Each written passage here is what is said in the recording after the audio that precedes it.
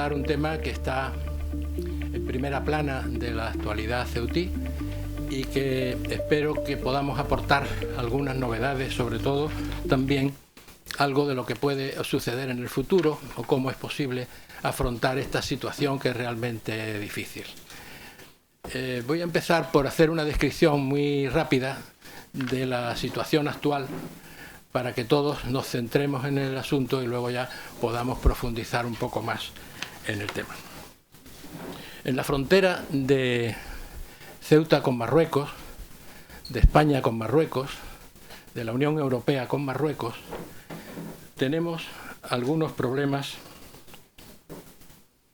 Espero que salgan. Bien. Tenemos algunos temas que quizá interese destacar. Tenemos trabajadores fronterizos y particulares que atraviesan la frontera. Los fronterizos pues son todos los trabajadores que provienen de Marruecos y se desarrollan su trabajo en Ceuta, que son muchos, el servicio doméstico también. Y luego tenemos naturalmente los particulares, personas de Ceuta que nos vamos a Marruecos a pasar los fines de semana o a pasar las vacaciones, personas que tienen inversiones a veces hechas en Marruecos. Al mismo tiempo, los mismos marroquíes de la operación Paso del Estrecho que atraviesan por Ceuta. Es decir, que hay una serie de particulares que vienen y luego los turistas marroquíes que vienen a Ceuta a pasar también algunas jornadas, ¿no?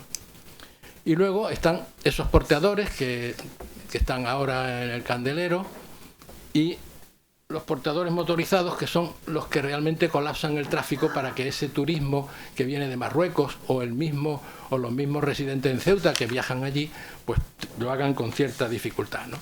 Este es el panorama en la frontera, ¿no?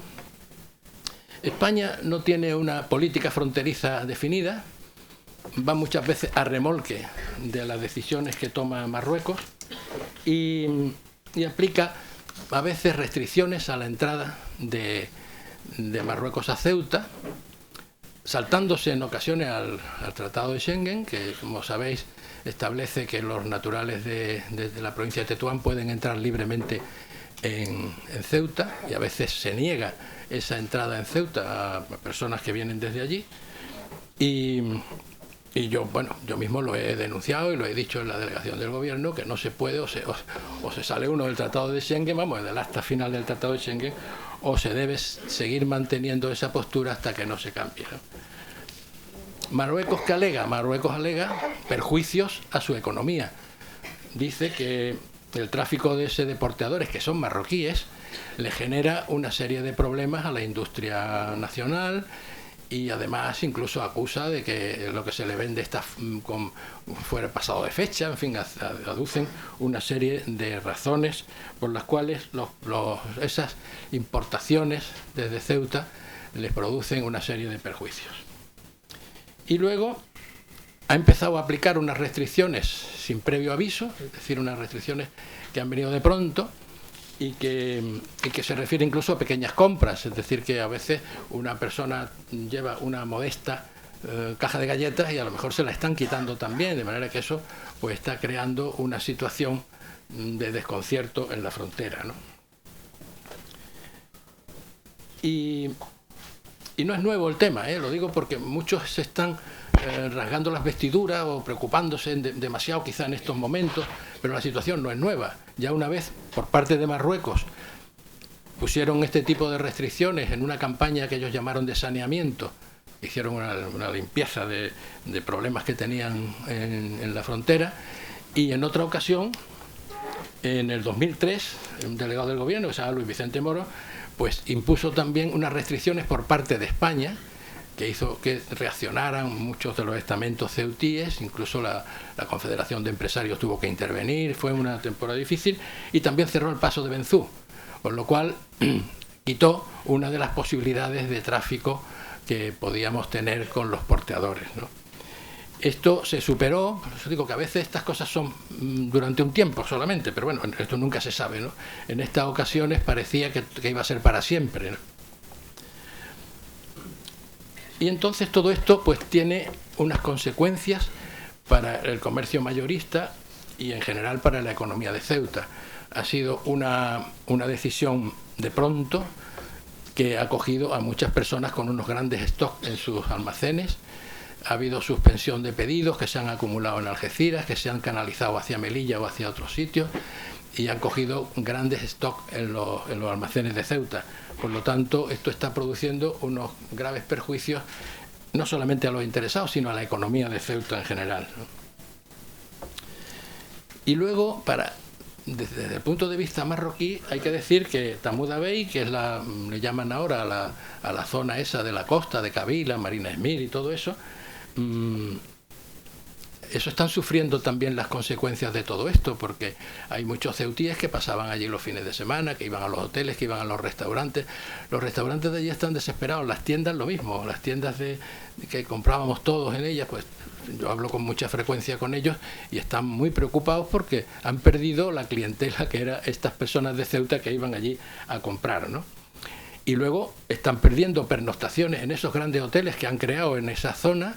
Pues esos grandes hoteles están llenos en el mes de julio y agosto, pero el resto del año han perdido muchísimas pernoctaciones porque venían gente de Casablanca, de Rabat, a pasar fines de semana o a pasar fiestas en esos hoteles, y ahora mismo pues están completamente vacíos, y de Ceuta tampoco les llegan. Es decir, que ellos están también en una situación difícil. Quien se ha beneficiado, no cabe duda, en la Costa del Sol. Hay vuelos baratos a la Costa del Sol, los barcos también lo están cogiendo hacia Tarifa o Algeciras, y por tanto los ceutíes y los peninsulares no usan Tamuda Bey en temporada baja, que era lo que ocurría antes, ¿no? Es decir, allá hay una crisis también que se ha generado con todo esto, ¿no? Y luego no cabe duda que hay unas consecuencias muy negativas para la población de origen del norte marroquí, que se encuentra en difícil situación. Habíamos tenido una emigración del sur hacia el norte para conseguir la residencia en Tetuán y poder pasar a Ceuta y todo esto, y claro, eso ha sido de pronto. Las personas no han tenido tiempo para reaccionar, y eso está generando también consecuencias negativas en el norte marroquí. Y luego siempre hablamos de que Marruecos nos genera una serie de negocios, pero nunca se habla de las ventajas que Ceuta aporta a Marruecos. Ceuta aporta a Marruecos la atención médica, que la hemos visto, la atención médica, y bien, la atención médica quiero decir que a veces es recíproca. Es decir, yo, por ejemplo, he tenido un accidente, un compañero mío que venía conmigo en el desierto ha tenido un accidente, lo llevamos a un hospital en Ouarzazate, le atendieron en el hospital, le hicieron radiografías, le curaron, le hicieron de todo, y cuando fuimos a pagar nos dijeron que no teníamos que pagar nada porque era una reciprocidad hacia lo que España hace. O sea que quiero decir que a veces te encuentras con una actitud de reciprocidad en esto, ¿no? Estamos atendiendo a menores no acompañados, eso ya es evidente y todos lo sabemos. El empleo transfronterizo que hemos citado antes, exactamente igual. Y luego muchos de nosotros iba ahora con menos frecuencia, pero iba a comprar a Marruecos y tenía consumos, compras e incluso compras de inmuebles, ¿eh? Ha habido muchas compras de inmuebles que lamentablemente se están vendiendo, ¿no? Y a veces se financian las compras realizadas en Ceuta. Esto quizás sea poco conocido, pero a veces un marroquí viene a Ceuta, hace un pedido de lo que sea, vamos a suponer que es de galletas, de copete de galletas, y el comerciante de Ceuta a veces se la deja sin pagar hasta que la vende en el otro sitio, de manera que de alguna manera también se están financiando las compras esas que realizan en Ceuta, ¿no?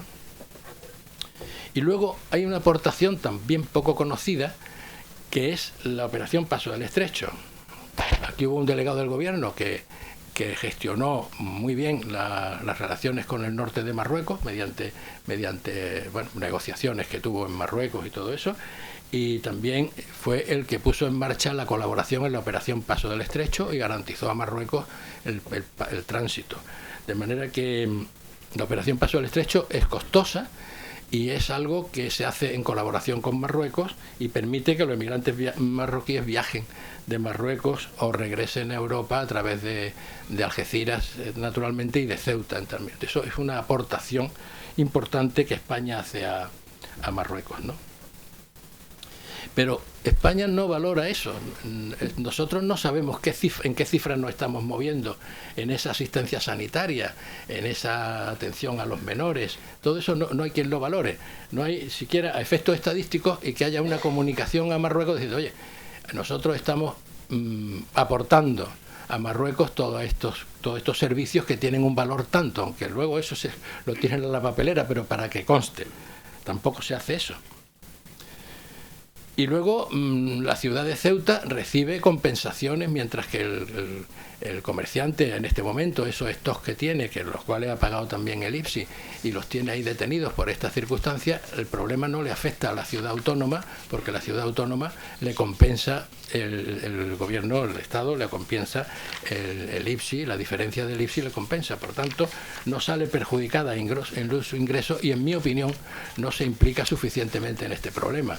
Es decir, la ciudad autónoma es la que tenía que haber cogido las riendas de esto, no ahora, sino hace muchísimo tiempo, contratar un despacho en Bruselas, contratar un despacho en Madrid y contratar un negociador, si quieres, un diplomático, de manera que de alguna forma pudiera haber llevado a cabo todas estas gestiones desde el principio, ¿no? Ahora parece que está tomando cartas en el asunto, pero ya digo que las cartas en el asunto no es presionar o quejarse o eso, sino que es nombrar personas que puedan llevar adelante una negociación con Marruecos sobre este tema, con estos razonamientos que estamos dando, porque Marruecos, yo a veces he coincidido con altos funcionarios marroquíes en Sevilla, precisamente, en una que lo comentábamos esta mañana, y el alto funcionario aquel, sin saber que estábamos presentes Ceuta y Melilla allí, dijo que lo que Ceuta mandaba a Marruecos eran yogures caducados y no sé cuánto, nos puso verdes, ¿no? Y cuando nosotros salimos, el representante de Melilla y yo mismo salimos a explicarle todo esto, pues el hombre, al terminar la reunión, estuvo hablando con nosotros y, en fin, un poco se disculpó de que había quizá simplificado el asunto, ¿no? Y luego hay teorías que dicen que coinciden una serie de circunstancias que hacen pensar en una estrategia marroquí respecto a Ceuta, ¿no? El cierre de la aduana de Melilla, que no tuvo respuesta en absoluto por parte de España, la supresión esa radical de los porteadores que hemos dicho, las restricciones del pequeño tráfico incluso, y otro detalle que no sé si tendrá conexión o no, pero es el bunkering en la Bahía Sur. Es decir, ahora hemos visto que se están aprovisionando de combustible barcos de Tangermet frente a la Bahía Sur. Supongo que será en aguas territoriales marroquíes, pero claro, si hay algún derrame o algún problema, no cabe duda que Ceuta va a salir perjudicada, aunque Marruecos también, porque tiene todas las playas allí. Pero ahora mismo se está haciendo bunkering en la Bahía Sur y no sé si tendrá alguna conexión con esto, no lo sé, ¿eh? Y últimamente ya el aprovisionamiento de pescado que hemos visto, que es algo, bueno, de lo que presumíamos en Ceuta, de nuestro mercado, de nuestros pescados, de momento han decidido cortarlo también, no sabemos si definitivamente o no. He leído que eso iba a durar 36 horas o 48 horas, pero vamos, no lo sé si eso llegará a solucionarse, ¿no? Pero nosotros no tenemos, lo lamentable es que Ceuta no tiene preparada una alternativa a todo esto, ¿no? Nosotros, vamos, yo personalmente llevo diciendo durante muchos años que debíamos tener un plan estratégico de manera que Ceuta sepa a dónde quiere ir y qué puede hacer en caso de que surjan asuntos como este, ¿no? Si me falla esto, ¿dónde me voy? Voy a promocionar el turismo, por ejemplo. Creo que el turismo tiene unas posibilidades enormes en Ceuta que no se han explotado. Ese plan estratégico no existe y quizá sea el momento de ponerlo en marcha de forma inmediata, ¿no? Y luego la Unión Europea debe conocer de primera mano todo lo que está ocurriendo. Nosotros no tenemos en la Unión Europea una representación ni un despacho que haga lobby allí. Estamos desconectados completamente de la Unión Europea. Entonces, creo que la Unión Europea debe saber lo que está ocurriendo en esta frontera y que Marruecos no tiene una aduana comercial. Es decir, que todos esos porteadores, si quisieran pagar los derechos de aduana, no podrían porque no hay una ventanilla donde hacerlo, ¿no? Esto me parece que es algo importante que se ponga en marcha. Yo recuerdo cuando hubo problemas en Gibraltar con el tráfico de coches en la frontera, que hubo unos problemas, inmediatamente lo que llaman los hombres de negro se presentaron en la frontera, hicieron un informe y obligaron a España a que aquella frontera funcionara perfectamente, ¿no? Y aquella frontera está de forma que uno lleva el pasaporte o el carnet de identidad, lo pone en una plancha y se le abre las puertas inmediatamente. Es decir, está informatizada completamente, ¿no? Pues yo creo que es necesario que la Unión Europea también sepa lo que está ocurriendo en esta frontera, ¿no? Y luego hay una zona internacional en el puerto, y ahora sobre todo que se habla de la reforma de la frontera, hay una zona internacional, es decir, donde el puente internacional ese, que ahora mismo prácticamente Marruecos está metida en nuestra valla, y ese puente internacional debe respetarse y debe estar como zona de nadie, como está perfectamente recogido en los tratados. En este sentido hay algunos artículos últimamente publicados en El Faro por Antonio Guerra, que explica todos los tratados que hay y explica también esta cuestión del puente internacional, ¿no? Y digamos que esta es, en síntesis, porque claro, no podríamos ampliarnos mucho, este es en síntesis el problema que tenemos ahora mismo en la frontera, ¿no?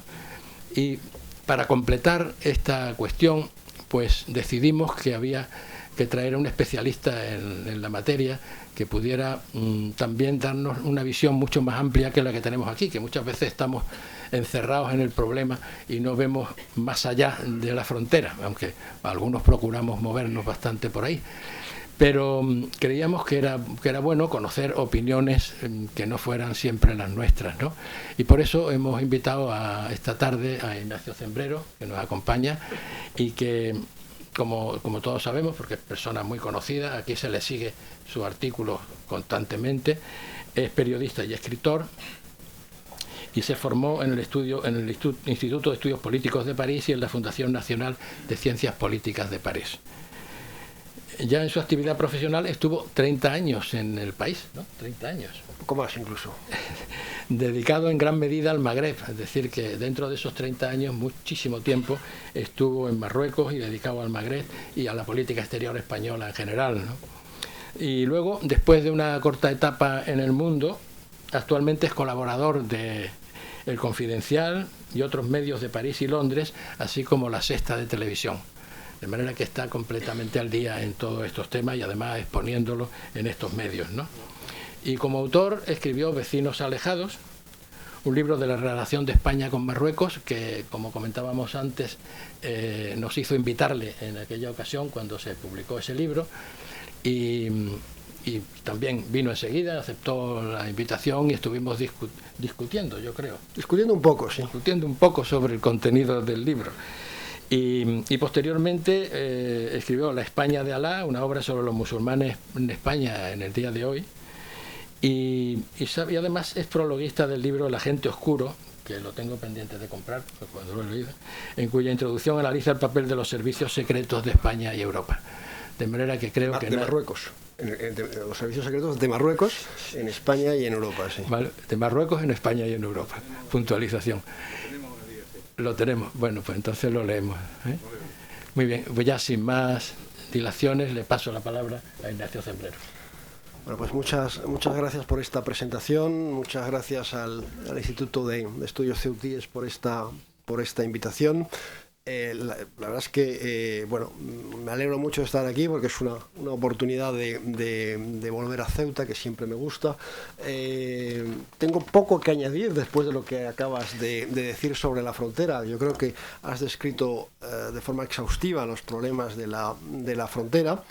Y decía que me alegro de volver a Ceuta y además me alegro de estar aquí con un público ceutí. Es para mí un honor de dar mi visión de lo que ante ceutíes, que muchos de ellos saben más que yo, mucho más que yo de lo que pasa aquí, pues es casi un honor de que me inviten aquí para exponer un poco mi visión y mi punto de vista sobre lo que está pasando o lo que puede pasar.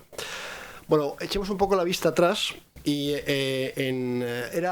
en tiempos de Hassan II, del rey Hassan II en Marruecos, era muy raro el discurso, sobre todo cuando pronunciaba el discurso del trono, que es el gran discurso anual que pronuncia el rey, era absolutamente excepcional que no mencionara, que no reivindicara la soberanía de Marruecos sobre Ceuta y Melilla. Lo hacía también cuando recibía a personalidades españolas, con Felipe González y después con José María Aznar. Estaba siempre con la historia que quería, con la idea de la iniciativa de sacar adelante una célula de reflexión hispano-marroquí para reflexionar conjuntamente sobre el futuro de las dos ciudades. Yo creo que Hassan II tenía más o menos la idea de que se pudiera instaurar un periodo de cosoberanía hispano-marroquí sobre las dos ciudades, largo, de 50 años, medio siglo, y al cabo de esa etapa las ciudades acabarían siendo plenamente marroquíes. Creo esa era la idea que tenía.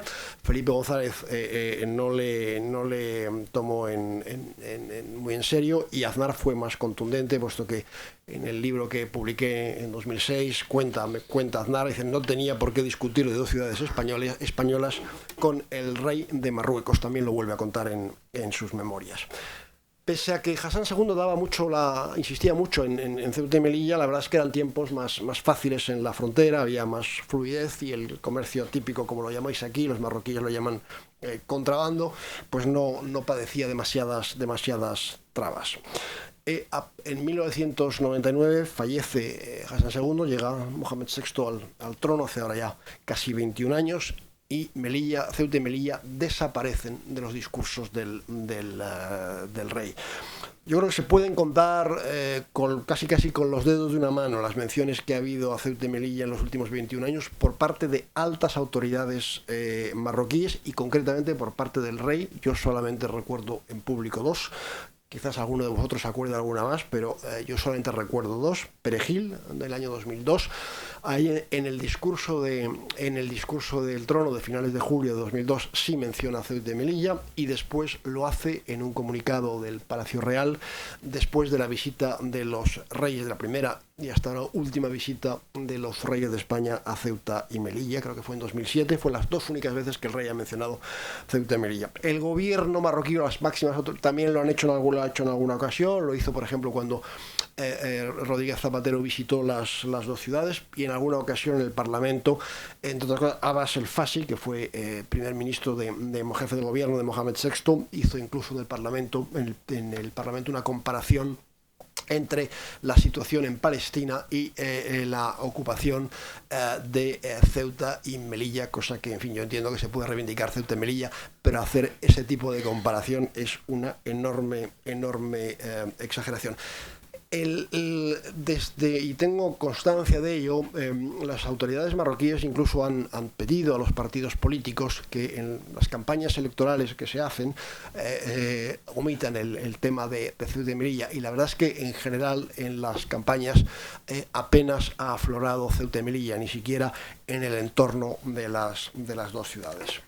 Ahora bien, si el rey, según mis cálculos, el rey de Marruecos lleva nada menos que 13 años sin mencionar públicamente a Ceuta y Melilla en sus discursos, pues lleva mucho tiempo, es también mucho más tiempo, haciendo hincapié en el desarrollo del país, y sobre todo en el desarrollo de dos áreas, desde luego la que rodea a Melilla, pero mucho más la que rodea a Ceuta. Ha hecho muchísimo hincapié. Yo creo, especialmente Tánger, Tetuán, Larache. Creo que se puede afirmar que la zona de Marruecos que más se ha desarrollado desde 1999, desde que Mohamed VI es rey, es Ceuta y Melilla, es el entorno de Ceuta, es decir, Tetuán, Tánger, la ciudad marroquí, que hoy en día es la número 2 a la número 3, ha superado a Fez en cuanto a su aportación al PIB de Marruecos. En 1999 Fez aportaba más al PIB de Marruecos. Hoy en día Tánger se sitúa después de Casablanca y Rabat, que tienen las dos además bastante más población que Tánger. Todos sabéis lo que ha pasado, la industria automovilística, primero el puerto de Tangermet, que en buena medida es una idea del rey, la industria automovilística, y han estado a punto incluso de hacer más cosas. Por ejemplo, la torre más alta de África, que se está construyendo al lado de Rabat, ha estado a punto de erigirse en Tánger al final, porque lo iba a hacer una empresa española catalana que se llama Mixta África, pero al final no sé, todo es un tema que conozco bien. Una de las obsesiones del rey es que esa torre, que iba a ser fundamentalmente una torre de oficinas, pudiera ser vista de día y de noche desde España, desde luego desde Tarifa y con un poco de suerte desde Algeciras. Es una pregunta cuando el rey recibió a los empresarios que vinieron a hacerle la propuesta, que los recibió además en su palacio de Tánger. Les preguntó con mucho interés si la torre que se iba a levantar en Tánger y que al final no se va a levantar, esto sería vista de día y de noche desde España. Formaba parte de sus preocupaciones. Yo creo que también es revelador. Bueno, pero al final, por ahora, en todo caso, no va a haber torre en Tánger.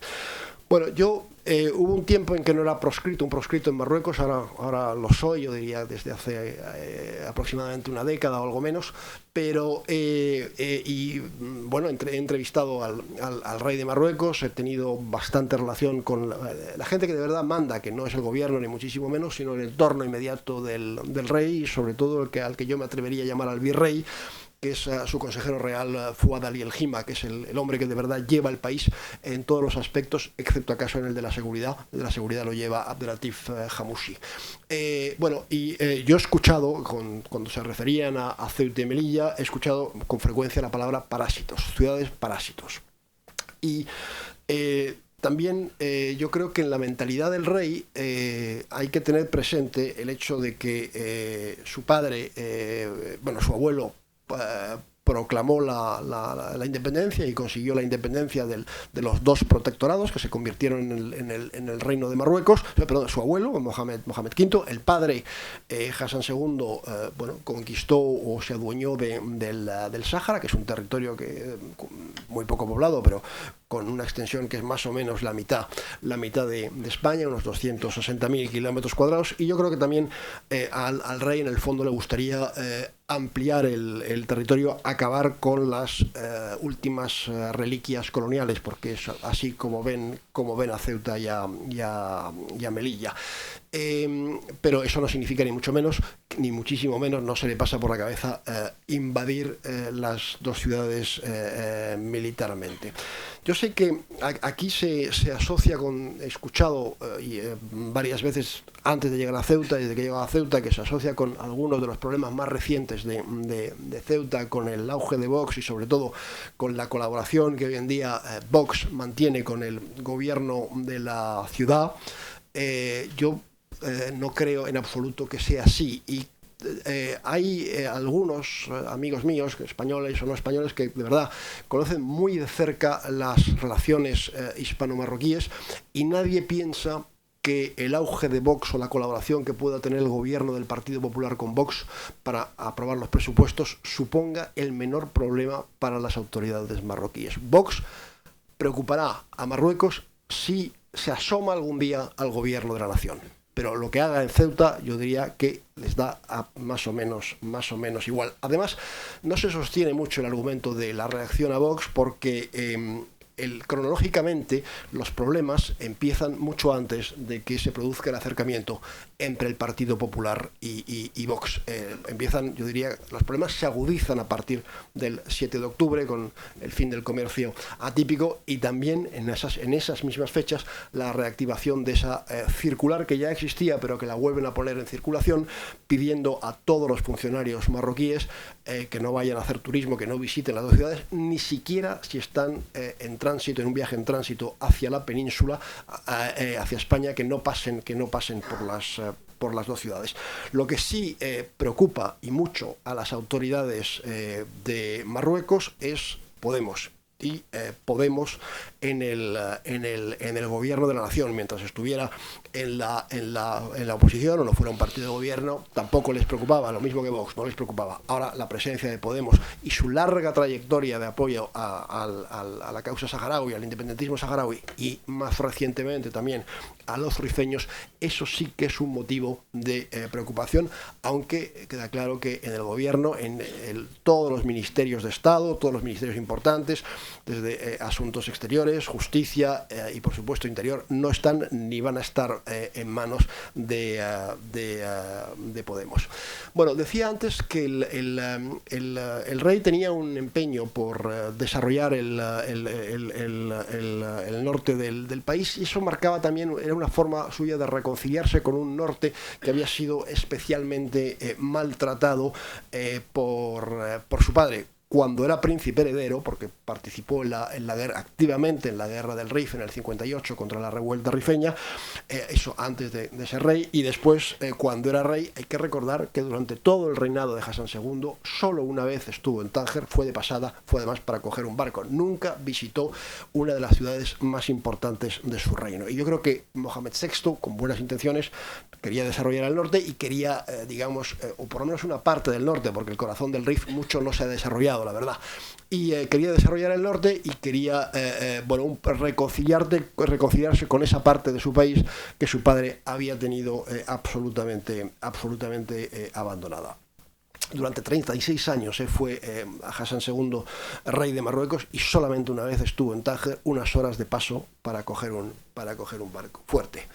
Bueno, yo creo que ese momento en el que Mohamed VI expresa su deseo de desarrollar del norte, cuando lanza la idea de Tánger Med, etc., hubiese sido el momento ideal para, desde España, hacer una oferta de ayudar a Marruecos a desarrollar esa zona, no solamente España de forma bilateral, sino intentar involucrar también a la Unión Europea, pidiendo, eso sí, algo a cambio a Marruecos, que las dos ciudades, especialmente Ceuta, se quede completamente insertada en el tejido, sin que eso signifique renunciar a la soberanía, ni muchísimo menos, pero que sí quede insertada plenamente en el tejido económico, comercial, industrial de ese norte de Marruecos que estaba empeñado en desarrollar Mohamed VI.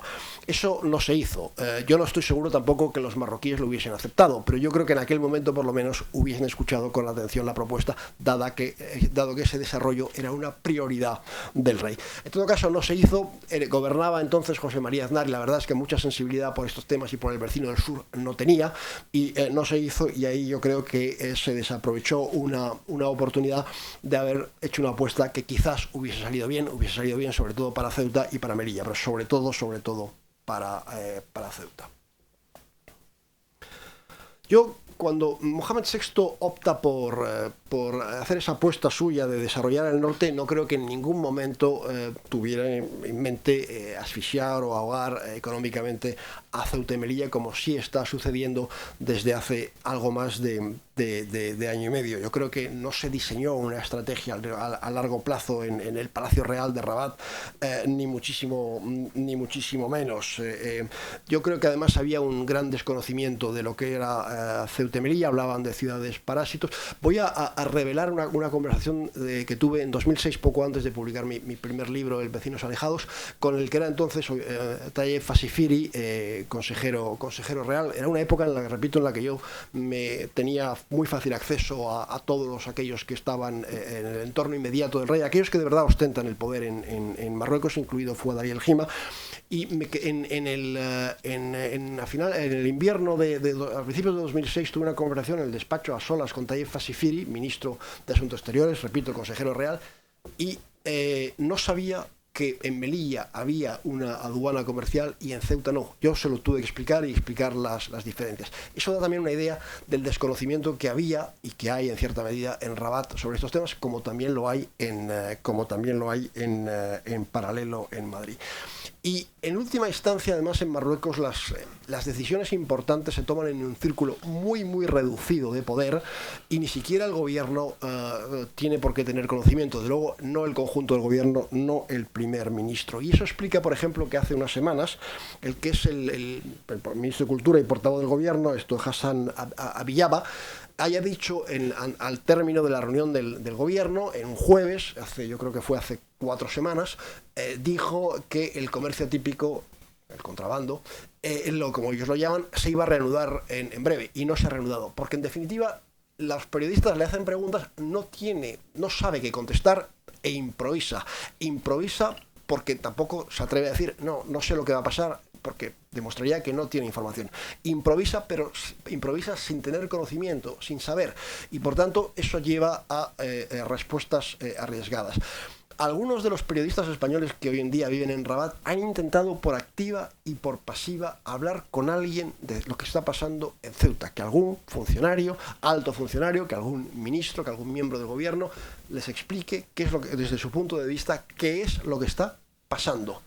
Nadie quiere hablar porque no saben. Hay que llegar muy arriba en Palacio para saber qué es lo que se está decidiendo con relación a Ceuta y Melilla y a su entorno. Ni siquiera tampoco, la prensa marroquí tampoco investiga mucho, es una prensa a la que todavía le queda algo de recorrido para convertirse en una prensa plenamente seria. Ahora bien, la prensa marroquí también ha intentado, es decir, preguntar a derecha e izquierda qué es lo que pasaba, y no le contestan. No se sabe cuáles son en el fondo, en última instancia, las intenciones, no se han hecho en ningún momento públicas. También hubo 2 preguntas en el Parlamento sobre el impacto de la supresión del comercio típico, el Parlamento de Marruecos, al ministro del Empleo, dos preguntas sucesivas de 2 diputados que le preguntaron que si había pensado en tomar alguna medida para amortiguar el impacto que la supresión del comercio típico iba a tener sobre el entorno de Ceuta, Castillejos, Rincón, Tetuán. No contestó, porque no saben qué decir, porque no tienen respuesta, porque la respuesta está mucho más arriba del gobierno. Bueno, volviendo a la sucesión de hechos que han desde estos últimos tiempos, yo empezaré. Hay que recordar primero que el primer gran golpe que se produce no es en Ceuta, es en Melilla, y además, a mi modo de ver, es con diferencia el más grave. Es el 1 de agosto de 2018, las autoridades marroquíes cierran la aduana comercial. La aduana comercial fue pactada por España y Marruecos en 1866 en el Tratado de Fez. Ahí está la aduana comercial. No se abrió inmediatamente después, pero sí se abrió, creo que año y medio o 2 años después. Ahí está. Y es un tratado que teóricamente sigue más o menos en vigor. Bueno, y después esa aduana fue reconfirmada justo cuando Marruecos accede a la independencia. La aduana se mantuvo durante el protectorado y se fue reconfirmada poco después del 56, porque las autoridades marroquíes tenían mucho interés en que se mantuviera, porque la única forma de exportar los minerales del Rif era a través del puerto de Melilla, que era el único puerto que había en la zona, y entonces había un tren que llegaba hasta el puerto de Melilla y ahí se embarcaban los minerales del Rif para ser exportados, y por eso las autoridades marroquíes pidieron que se mantuviera en pie esa aduana, y se mantuvo en pie hasta el 1 de agosto de 2018. Fue clausurada sin comunicárselo a las autoridades españolas, que fueron puestas ante el hecho consumado. Estaban exportando desde Melilla a Marruecos productos el último año completo, que fue el 2017, por valor de unos 47 millones de euros. Es muy poco comparado con el comercio típico de Melilla, Marruecos. El comercio típico ahí la delegación del gobierno en tiempos de Fernández Chacón sí hizo una evaluación de cuánto suponía y llegó a la conclusión de que suponía unas exportaciones de 450 millones de euros al año de Melilla, Marruecos, a través de la típico. Esto era poco, pero estaba en auge, y yo creo que evidentemente pues, hubiese sido una buena cosa que se siguiera creciendo, pero no ha sido así. A mí lo que ha sucedido, y algunos de mis amigos dicen que es un planteamiento muy radical, pero lo que ha sucedido con la aduana comercial de Melilla me parece más grave que lo de Perejil, porque en definitiva Perejil se plantaron ahí media docena de miembros de las fuerzas auxiliares en el islote y no perjudicaron ni a las cabras que allí pastaban. Quiero decir, no causaron ningún daño a nadie. Fue un acto de intentar demostrar la soberanía marroquí sobre ese islote. Es decir, en Melilla hay gente muy perjudicada económicamente por el cierre de esa aduana comercial. Ahí sí hay gente que sufre y que padece las consecuencias. Me refiero a comerciantes. Bueno, y después el siguiente gran golpe es el 7 de octubre, en fin, a partir del momento en que se interrumpe el comercio típico, y que poco a poco aquí vamos llegando a la conclusión de que va a ser algo definitivo.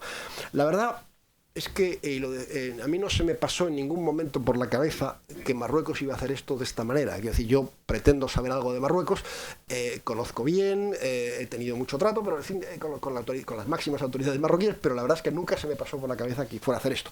Sí pensé que íbamos a una supresión paulatina del comercio atípico desde principios del año pasado. ¿Por qué? Pues porque por primera vez intervienen dos personas en el Parlamento de Marruecos, que es uno de ellos es el ministro de Interior, Laftit, y el otro es el director general de aduanas, Nabil Lahdar, y que hablan de eso, de que hay que acabar con el comercio atípico. Y después está, que me parece importante, el envío, que es una forma de obtener un cierto respaldo, el envío de una delegación parlamentaria que hace un informe, que conocemos, el primer informe sale en junio, sobre lo que supone el comercio atípico, y es evidente que andaban buscando respaldo. Pero a mí no se me pasó nunca por la cabeza que lo iban a hacer así, y pensaba que iban a poner en marcha un plan social modesto, como se suele hacer en Marruecos, pero también hay un plan social para amortiguar el efecto que iba a tener el fin del comercio atípico, y que poco a poco, cuando ese plan estuviera en marcha, pues irían suprimiendo el comercio atípico. Pero al final lo han hecho de sopetón, sin ningún tipo de plan social. Y la situación, desde luego, en todo el entorno de Ceuta es mala. Basta con leer, si quieren se lo mando por correo, el largo artículo publicado por el diario marroquí Al-Masé el 13 de febrero, es decir, hace 4 días, describiendo, pues eso, es decir, todo el impacto económico que esto está teniendo en el entorno, porque tiene mucho más impacto allí que aquí, aunque aquí también lo tiene, evidentemente.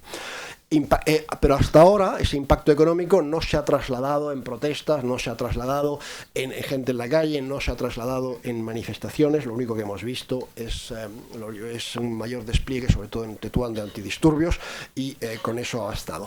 ¿Por qué yo nunca pensé que Marruecos se atrevería a hacer esto de esta manera? Aunque sí tenía esa intención, y ahora va a ir por Melilla, no me cabe la menor duda, aunque quizás sea un poco más complicado en Melilla. Pues yo creo que hay 4 en el caso de Melilla, que explican la importancia del comercio atípico para Marruecos. Una de ellas, todos aquellos que trabajan en el comercio atípico. Aquí se barajan algunas cifras sobre el número de porteadores. Yo voy a utilizar, que es la cifra más alta, que dio el gobierno de España en una respuesta en noviembre, creo que fue a finales del 2017, a Jon Iñárritu, diputado de Bildu, que le hizo una pregunta: ¿cuántos porteadores hay? Y en esa pregunta, en esa respuesta, el gobierno dice: en Ceuta, una horquilla de entre 12.000 y 15.000. Mucho más de los que solemos hablar. Aquí se habla de 7.000, 7.000 y pico. Esa es la respuesta del gobierno. Y en Melilla, y ahí son muchos menos, entre 3.000 y 5.000. Bueno, pero todos sabemos que más allá de los portadores hay muchas más personas, incluida gente que no tiene nada que decir, taxistas, hasta comercios, que no tienen nada que ver, pero que eso generaba evidentemente un negocio. Hay un estudio de la Cámara de Comercio norteamericana, que ya tiene 15 años, que dice, que a mí me parece una exageración, sobre todo a día de hoy, pero está publicado, está en la web de la Cámara de Comercio, tiene un montón de años, está en la web de la Cámara de Comercio de Estados Unidos, en Casablanca, y dice que del comercio atípico viven directa o indirectamente en Marruecos 400.000 personas. Me parece una exageración, no sé si hace 15 años era así, yo creo que a día de hoy me parece muchísimo, sobre todo porque han surgido en esta zona otras oportunidades de trabajo. Y bueno, decía que hay mucha gente implicada, que hay mucha gente que vive de él o que redondea sus ingresos, porque evidentemente las fuerzas de seguridad marroquíes y los aduaneros marroquíes están muy implicados en el comercio atípico. Y para quien tenga alguna duda, basta con leer el informe que hace la delegación de parlamentarios que viene aquí al Tarajal, a Bab Setta, como lo llaman los marroquíes, y analizan la situación y describen que buena parte de los coches patera que vuelven a Marruecos, o que volvían a Marruecos repletos de mercancías, son propiedad de miembros de las fuerzas de seguridad marroquíes. Ahí está en el informe. Y yo creo que como tampoco creo mucho en la autonomía del legislativo marroquí, yo creo que al elaborar ese informe era también una forma de advertir a todos aquellos que se lucraban con este comercio de que esto se podía acabar. Y sí, cuentan que los coches patera son, muchos de ellos, propiedad de aduaneros, propiedad de policías destinados en la frontera, y que buscan a un hombre de paja, a un conductor, que es el que hace el negocio. Y a la hora de regresar a Marruecos tenían cierta prioridad y desde luego no se les cacheaba en absoluto. mundo. Eso también explica que por qué las autoridades marroquíes han procedido a un acentuado relevo de funcionarios en la frontera, para que los nuevos que llegan no tengan, puedan actuar con más contundencia y no les dé tiempo a implicarse en este comercio típico. Entonces, las razones por las cuales Marruecos esto le supone un gran esfuerzo: la pérdida de empleo. No me atrevo a evaluarla, pero desde luego decenas de miles de personas. No llegaría a las 400.000 que decía la Cámara de Comercio. Segundo, esto era un ahorro importante de divisas, porque gran parte de las transacciones, la compra de la importación, se hace en dirham. Por tanto, no es necesario que desembolsar divisas que las autoridades marroquíes, sobre todo en determinados momentos de su historia, andaban bastante escasas. Tercera razón. Evidentemente el blanqueo ha servido el comercio típico ha servido para blanquear el dinero de la droga, no nos cabe la menor duda. Yo no creo ni mucho menos que todo el dinero de la droga, estamos hablando de unos 12.000 millones de dólares, unos 10.700 millones de euros anuales según Naciones Unidas, el volumen de negocio de la resina de cannabis que exporta Marruecos, pero ese dinero hay que blanquearlo, y yo creo que el comercio típico era uno de los cauces para blanquearlo, y ahora tendrán que buscar otros cauces alternativos. Esto tampoco es un invento mío, quiero decir que conozco a delegaciones de europarlamentarios que han visitado las dos ciudades, y en el marco de esas reuniones han tenido, por ejemplo, reuniones aquí con policías, con la Comisaría de Información, etcétera, y en esas reuniones les han dicho este comercio en parte es una forma para los marroquíes, para los narcotraficantes, de blanquear el dinero de la droga. Es decir, estas son las tres razones por las cuales esto supone evidentemente un esfuerzo importante para Marruecos acabar con el comercio típico. En el caso de Melilla, cuando le toque la cuarta razón, cuando le toque el turno, a Melilla, creo que hay una cuarta razón, que esta no afecta a Ceuta. Yo creo que el comercio típico en el caso de Melilla ha servido también para fijar en la provincia de Nador, que es una provincia manifiestamente rifeña, un poco menos que Alucemas, pero también a una población no rifeña, porque la gran mayoría de los que trabajaban en él no eran rifeños. También había rifeños, pero no eran mayoría. Entonces era una forma de atraer a una población no rifeña y de diluir el carácter rifeño de la provincia de Nador. Yo he escuchado un día a un muy alto funcionario marroquí que se había tomado unas cuantas cervezas, me acabó diciendo: lástima que Melilla no esté al lado de Alucemas y esté al lado de Nador. ¿Por qué? Pues porque en ese caso hubiesen podido diluir el carácter rifeño de Alucemas, pero no está tan cerca Alucemas, y sí está a 14 kilómetros de Nador. Bueno, y a partir de ahí, a partir del fin del comercio típico, que podemos tratar del 7 de octubre, pues empieza todo lo demás que tú has descrito perfectamente, yo diría la reactivación de la circular para los funcionarios que no vengan aquí. Hay que recordar que Driss Bazorri, ministro del Interior de Marruecos, sí vino aquí en 1991, que una hermana del rey ha venido con cierta frecuencia aquí a hacer compras en verano, cuando la familia veranea aquí al lado de Ceuta, y todo lo que se ha añadido después, el sellado de los pasaportes, que no se hacía, el incumplimiento manifiesto del régimen de viajeros, el pescado desde el lunes pasado, si no me equivoco, y yo diría sobre todo el caos permanente de la frontera. Decía el otro día un policía que los que pasan por la zona de embolsamiento, la media son 5 horas para cruzarla. Bueno, yo tengo un testimonio directo de 7 horas para cruzarla. ¿Quién va a cruzar en esas circunstancias? ¿Qué turistas marroquíes? Porque aquí había y también en Melilla un turismo marroquí de una clase media, de una clase alta incluso, que pues a veces no tenía tiempo o dinero para ir a Europa unos días, y se venía aquí y tenían un poco la sensación de pasearse un rato por Europa. Y todo eso, pues evidentemente perjudica mucho a la ciudad. Hay que recordar, yo no tengo los datos exactos para Ceuta, pero supongo que es más o menos como en Melilla, o quizás un poco más. La delegada del gobierno en Melilla dio por unos datos actualizados lo hizo hace 10 días, no más, el número de personas que cruzaba en un año de Marruecos a Melilla, y que volvían. Muchas veces son los mismos, los que cruzan varias veces al día, como bien sabéis. Entonces, el tráfico en lo que se refiere a Melilla son datos de hace 10 días, de Sabrina Mo, que es la delegada del gobierno en Melilla, y llegábamos prácticamente, según su cálculo, a 11 millones de personas que entran en el año en Melilla, y y 1.460.000 coches. Yo creo que las cifras aquí tienen que ser idénticas o incluso algo superiores. Son las fronteras más transitadas de África, sin lugar a dudas, y son las más, son también las más caóticas. Tengo una hija mía que ha vivido en lugares remotos de África, en el Congo, en el este del Congo, que cruzaba a Uganda, que cruzaba a Burundi, etcétera, y en fin, las fronteras de la África subsahariana son a veces muy desagradables por muchas razones, pero esto le parecía y no vino recientemente, esto le parecía mucho peor que cualquier otra frontera que ha podido conocer en África.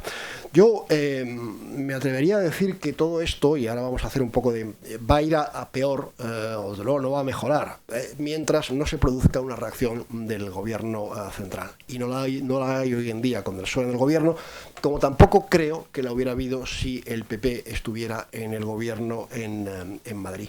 Yo entiendo que no es fácil para el gobierno de España reaccionar a la supresión del comercio típico. Yo creo que Marruecos está en su derecho, considera, y tiene razón, de que aunque proporciona empleo, etcétera, perjudica seriamente a su economía y al desarrollo de la zona, no solamente porque pierde aranceles, como ha dicho varias veces el director general de aduanas marroquí, sino también porque crea una competencia desleal y eso impide pues a determinadas industrias, a determinados proyectos industriales o determinados proyectos de inversión de concretarse. Entonces es difícil para eso al gobierno central de reaccionar. Yo lo que sí me hubiese gustado es que las autoridades marroquíes comunicaran sus intenciones, porque esto se hubiese podido hacer de forma más concertada y más ordenada. Pero repito, los marroquíes están en derecho de acabar con el comercio atípico o el contrabando, como ellos lo llaman.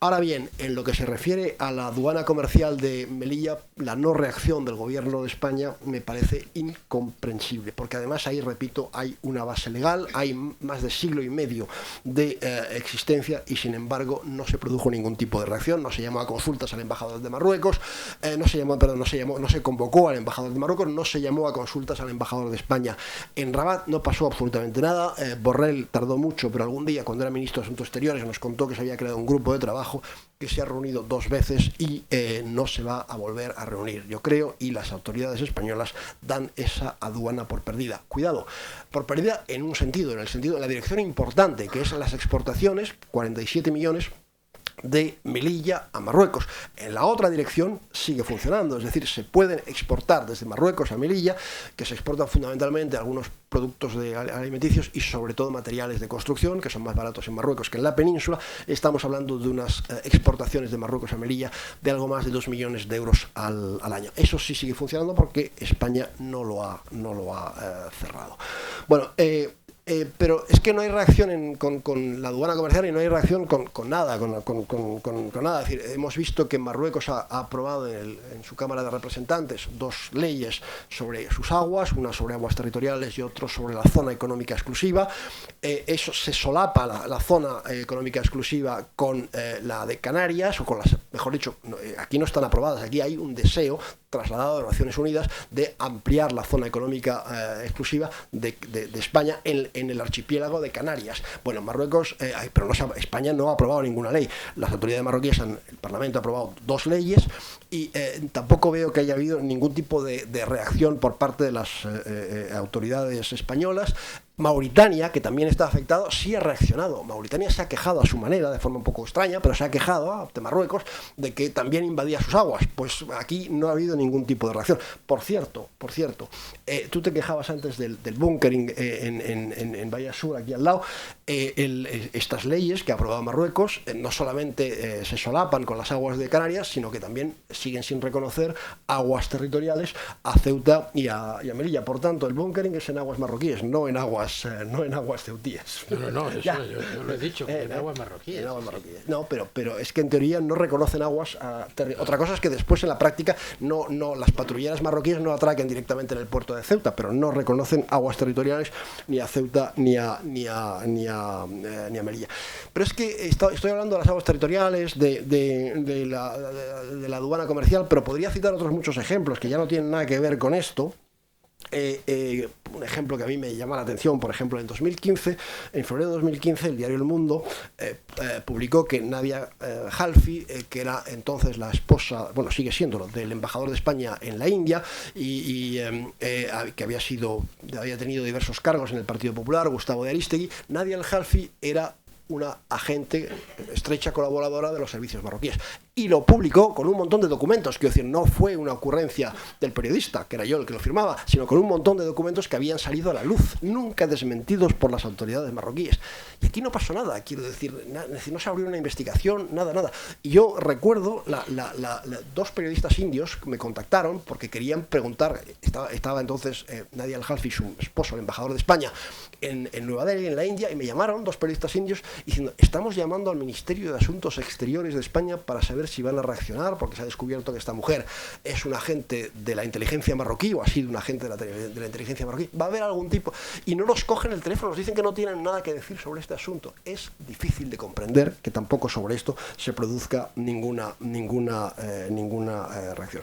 A todo esto también podemos añadir lo que es, digamos, todo el intento de control del ámbito religioso en estas dos ciudades y también en la península, que bueno, hay en el único agente o espía marroquí que ha sido expulsado, que fue Nureddin Ziani, en el año 2013, en mayo de 2013, ahí es el único momento donde parece hay algo de firmeza, y entonces el general Sanz Roldán, que era director del CNI, escribe, este documento es público, porque solicita la expulsión de este espía marroquí que estaba en Barcelona, Nureddin Ziani, y escribe, y leo textualmente lo que escribe sin mencionar a Marruecos, pero habla del país vecino. Ha diseñado una estrategia para disponer de una herramienta que le proporcione capacidad de influencia y de presión cuando lo estime conveniente sobre la administración española, perturbando la política exterior de España. Se refiere sobre todo a los intentos de Marruecos de controlar a las comunidades musulmanas. ¿Por qué no se produce reacción? Pues yo creo que básicamente porque yo diría que por dos o tres motivos. El gobierno de España quiere que Marruecos colabore en materia de lucha contra la inmigración irregular, cosa que hizo en 2019. Por fin, 2018 no, fue el peor año. Es verdad que se pusieron en marcha una ayuda de la Unión Europea de 140 millones de euros y una ayuda bilateral española que se añade eso de unos 32 millones de euros. Al margen de estas ayudas, Marruecos es ya el socio privilegiado de la Unión Europea en el norte de África, muy por delante de todos los demás países del norte de África, Egipto, Argelia, por supuesto, Túnez, etcétera, etcétera. Pero bueno, a esto se le ha añadido, para que Marruecos combata con más eficacia la inmigración irregular, se le han añadido estos 172 millones en el último año. Y el gobierno de España quiere que esta ayuda sea automática, que ya figure siempre en los presupuestos y no que haya que solicitarla todos los años. Aquí se elogia mucho la labor de Marruecos, el gobierno, el grande Marlaska, que estuvo recientemente en Rabat y volvió a alojar, por cierto, a elogiar la labor de Marruecos. Por cierto, que desde que se ha formado el gobierno ha habido dos ministros que han estado en Marruecos, y han sido el ministro de Interior y la nueva ministra de Asuntos Exteriores. Los dos han tratado una serie de temas. Aparentemente ninguno de ellos ha hablado de Ceuta y de Melilla, excepto en lo concerniente a la retirada de las concertinas. El tema de la frontera en ningún momento ha sido abordado. Bueno, Marruecos sí está haciendo un esfuerzo en materia de lucha contra la inmigración irregular, una vez que ha conseguido estos dineros de la Unión Europea y de España. He de recordar que Argelia no recibe ni un céntimo y controla bastante bien sus costas. Es verdad que tiene mucha menos costa que Marruecos, pero tiene una costa muy cercana a España y a Italia. Y de ahí, excepto un poco en los meses de octubre, noviembre, pero normalmente sale muy poca gente. Menos el 2,5% de los inmigrantes irregulares que llegan a España por mar vienen de Argelia. El 2,5%. Son muy pocos y, repito, Argelia ni recibe ni ha pedido ningún tipo de ayuda. Dicho esto, a mí me parece bien que se ayude a Marruecos en esa tarea que tanto preocupa a nuestros políticos. Esa es la prioridad. Y después la prioridad también es la cooperación de Marruecos en materia de lucha antiterrorista. Y son dos instrumentos, dos herramientas que Marruecos utiliza para presionar a España, y probablemente para que no se hable tampoco de Ceuta y de Melilla. Y cuando Marruecos se enfada, es capaz de utilizarlas mucho. Lo vimos, por ejemplo, en agosto de 2014, El 12 de agosto de 2000, bueno, el 7 de agosto, aquí en aguas 7 de agosto de 2014, en aguas de Ceuta, la Guardia Civil intercepta por error a la lancha del Rey, que está navegando entre Rincón y Tánger, y se piden inmediatamente disculpas, pero no fue suficiente, y ahí hubo una doble reacción marroquí. La más conocida, el 12 de agosto, llegan a las costas andaluzas, fundamentalmente, unos 1.200 inmigrantes en menos de 24 horas, un récord. Recuerdo que había un subsahariano sexagenario que llevaba no sé cuántos años en Marruecos, y que cuando la policía le pregunta ¿y usted cómo ha llegado? No, yo francamente pensaba que ya me iba a morir en Marruecos, que nunca lograría llegar a España, pero aquí en un momento dado ha habido barra libre para ir a España, desaparecieron las fuerzas auxiliares, desapareció la gendarmería y pudimos cruzar. Y este hombre estaba atónito, contaba en la playa, al lado de la playa, que no se lo creía, pero que había llegado a España y llevaba ya 3 o 4 años en Marruecos intentando dar el salto. Eso fue una de las reacciones marroquíes después de la venganza marroquí a la interceptación de la lancha del Rey. Hubo otra menos conocida, y es que se comunicó entonces a las autoridades españolas, concretamente a Francisco Martínez, entonces secretario de Estado de Seguridad, se le comunicó que se suspendía la cooperación en materia de seguridad con España, es decir, se suspendía la cooperación en materia de lucha antiterrorista. Eso causó, estábamos en 2014, además una época en que el terrorismo yihadista suponía una mayor amenaza, y eso causó auténtico pánico en España.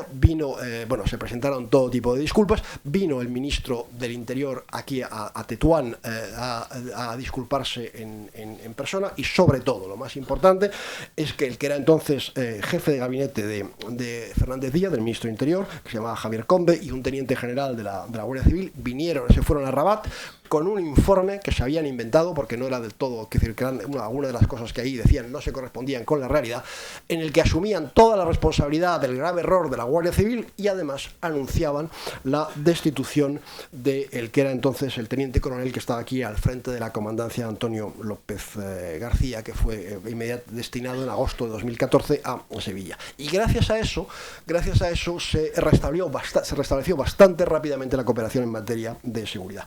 Pero esto que han hecho con España, que es decir, algunos pensarán aquí, los españoles nos torean, no sé qué, no, lo han hecho con Francia, que es decir, durante 11 meses, entre enero de 2014 y entre febrero de 2014 y enero de 2015, Marruecos interrumpió la cooperación en materia judicial y de seguridad con Francia, y consiguió que Francia cambiara algún pequeño procedimiento judicial para que los marroquíes acusados de tortura, como es Abdelatif Hamouchi, el máximo responsable policial de Marruecos, no pudieran ser juzgados en Francia, y que la justicia no los pudiera reclamar. Aquí hablo de los medios de presión de Marruecos, pero a la hora de la verdad, España tiene muchísimos más medios de presión sobre Marruecos que Marruecos sobre España, pero vamos, de 1 a 100, de todo tipo, desde la frontera de Algeciras, los camiones que llegan con las frutas y hortalizas marroquíes, no digo que haya que utilizarlos, yo los enumero simplemente, hasta, por supuesto, el peso que tiene España en la Unión Europea. Hay que saber que en todos los contenciosos en los que está involucrado Marruecos, en el Tribunal de Justicia de la Unión Europea, hay abogados españoles del Estado que han hecho causa común con los abogados de Marruecos y de la Comisión Europea contra el Frente Polisario, y eso evidentemente pues le ha sido útil a Marruecos, hasta otros medios de presión. Voy a citar uno que parece anodino, pero que le causaría enormes perturbaciones a Marruecos. El espacio aéreo del Sáhara Occidental es español. A ojos de la comunidad internacional, de Naciones Unidas, de la Organización Internacional de Aviación Civil, ese espacio es español. Lo que pasa es que hay un acuerdo, que es prácticamente secreto, en el que España cede, la AENA, que es quien debería controlarlo, cede el control de ese espacio aéreo al organismo equivalente marroquí, al que se controla, al que está en Rabat y que controla el espacio aéreo marroquí. Y por tanto, son las autoridades marroquíes las que de hecho controlan el espacio aéreo del Sáhara. Si España decidiera recuperar ese control, que a ojos de Naciones Unidas, a ojos de la Organización Internacional de Aviación Civil tiene, podrían seguir yendo vuelos de las líneas aéreas marroquíes hasta El Aaiún, por ejemplo, hasta Dakhla. Pero cuidado, en el último tramo, es decir, cuando ya entran en el espacio aéreo del Sáhara, sin seguro, porque no habría una sola compañía aérea que quisiera asegurarlos. Todos los vuelos internacionales que van de Europa a África y que pasan por el espacio aéreo del Sáhara dejarían de cruzar el espacio del Sáhara. Es decir, que a Marruecos eso, por ejemplo, le plantearía un serio problema. Pero evidente, Estoy enumerando medios de presión que tendría España, pero que el gobierno de España ni se plantea utilizar por muchas razones. Yo creo que la principal es porque si hace algo crea una crisis con Marruecos, no quiere crisis con Marruecos, y si se crea una crisis hay que dar cuenta a la opinión pública y no quiere dar cuenta, no quiere tener que dar explicaciones. Las autoridades marroquíes no tienen ese problema, no hay que dar muchas cuentas a la opinión pública en estos temas. En algún otro sí, pero en estos no. Y ahora ya acabo con una serie de sugerencias que yo haría, modestas sugerencias, porque estoy seguro que muchos de vosotros saben mucho más que yo sobre este tema, modestas sugerencias que yo haría desde Ceuta para intentar aliviar los problemas de Ceuta. Yo, el primero, lo he dicho, llevo muchos años diciéndolo, unión aduanera, solicitar el ingreso en la unión aduanera europea. No solo por razones económicas, que yo entiendo que son discutibles, sino hoy en día y ante todo y sobre todo por razones políticas, para convertir esta frontera no en una frontera entre España y Marruecos, sino en una frontera entre Europa y Marruecos.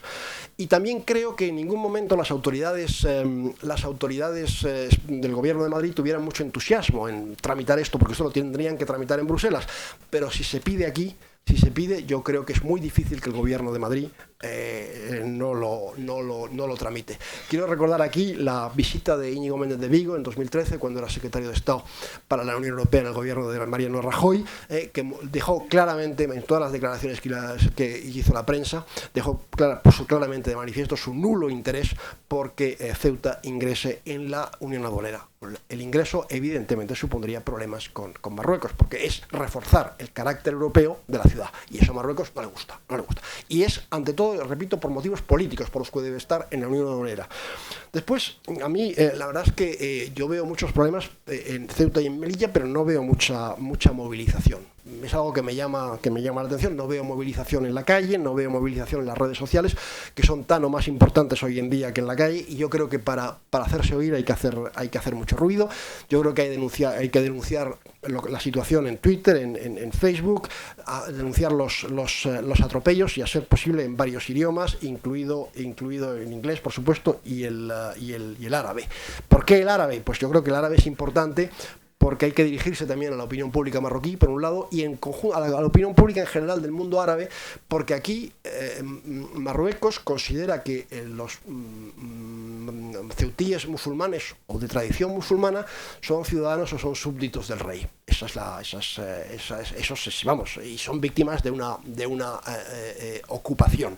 Y por tanto, pues es importante hacer ver a los marroquíes que los supuestos súbditos del rey de Marruecos también padecen y sufren las consecuencias de las medidas que ha tomado Marruecos.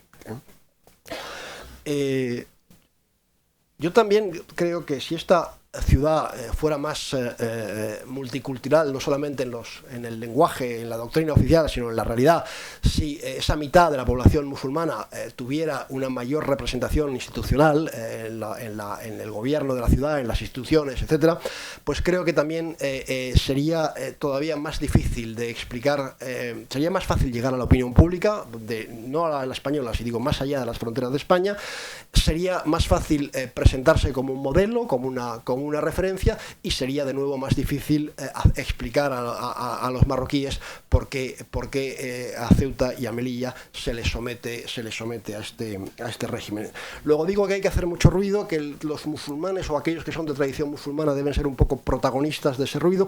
Creo también que hay que ir a manifestarse, no solo en Ceuta, sino en Melilla y también en Madrid, y también hay que manifestarse en Bruselas de vez en cuando ante la sede del Parlamento Europeo. Hay que coger ejemplo de lo que han hecho en buena medida los nacionalistas catalanes, que tienen un excelente aparato de propaganda y que se han manifestado en muchos sitios, incluido Madrid, incluido Bruselas, incluido Estrasburgo. Hay que hacerse oír.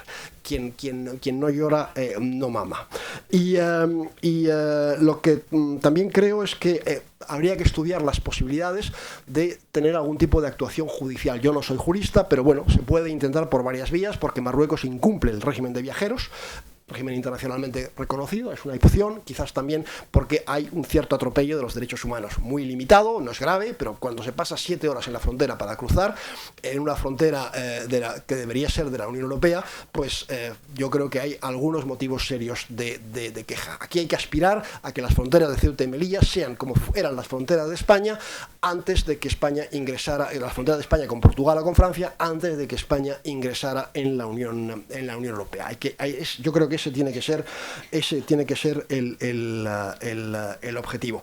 Y después yo creo que también tanto la ciudad de Melilla como la ciudad de Ceuta tendrían que invitar a lo que yo llamo los columnistas o los opinadores de la prensa de Madrid, porque yo me he quedado asombrado muchas veces del enorme desconocimiento e ignorancia que tienen sobre Ceuta y Melilla. No es que duden de su carácter español, ni muchísimo menos, pero no lo saben. Y yo creo que esa labor de sensibilización hay que hacerla para que sepan que aquí hay problemas bastante graves que afectan pues a 180.000 ciudadanos españoles que viven entre las dos ciudades y todos aquellos marroquíes que intentan entrar en las dos ciudades. Pero yo soy relativamente pesimista porque antes resaltaba que el gobierno de la nación no había reaccionado, pero tampoco Melilla, por ejemplo, ha reaccionado muy en serio ante algo tan grave como la aduana comercial. Yo hubiese esperado que después del cierre de la aduana comercial, es verdad que se produjo en agosto, pero en fin, hubiera, por ejemplo, una huelga general en Melilla y no se produjo. Y también creo que a veces los partidos políticos o las asociaciones, sobre todo los partidos políticos en estas dos ciudades, anteponen un poco sus intereses por delante de los intereses de la ciudad. Y voy a poner un ejemplo muy reciente. Me duele un poco porque es un ejemplo que afecta al PSOE. Yo tengo muchas simpatías he tenido por el PSOE, considero que es un partido que contribuye bastante a vertebrar España a pesar de lo que se dice y bueno, la verdad es que no comulgo en todo ni muchísimo menos, pero la trayectoria del PSOE, sobre todo en determinadas etapas de la democracia, me gusta. Ahora bien, voy a poner un ejemplo que afecta de lleno al PSOE y me he leído todo lo que se ha publicado en prensa y en la web del PSOE también sobre la intervención de Manuel Hernández, secretario general del partido, en el Comité Federal el sábado, en el que toma la palabra, fueron pocos los que tomaron la palabra, y para hablar de Ceuta. Y entonces, bueno, él critica a Vox, critica al presidente Vivas, y yo lo comprendo perfectamente porque esa es su labor de oposición, y sin duda hay muchos motivos probablemente para criticarles, pero que exponga ante el Comité Federal los problemas de Ceuta y no mencione a Marruecos. Es decir, yo me he leído todo lo que ha publicado. Es decir, si por casualidad la prensa no ha reflejado fielmente y la web del PSOE no ha reflejado fielmente sus palabras, le pido disculpas. Pero yo me he leído todo lo que se ha publicado sobre el tema. No mencionaba, ha contado muchos problemas de Ceuta, ha hecho las culpas a Vivas, a Vox, que sin lugar a dudas perjudica la convivencia, etcétera, etcétera. Es su labor como partido de oposición y lo entiendo y lo respeto. Y hasta puedo decir que lo comparto en algunos aspectos, pero que no mencione a Marruecos, pero ¿de qué estamos hablando? Es que Marruecos no tiene una responsabilidad en los problemas de Ceuta. ¿Por qué no puede mencionar a Marruecos? No lo hizo en el Comité Federal. Entonces, por eso también digo que soy bastante pesimista. Y repito, para concluir, que si por casualidad ha mencionado a Marruecos y la prensa no ha reflejado fielmente sus palabras, le pido disculpas. Muchas gracias.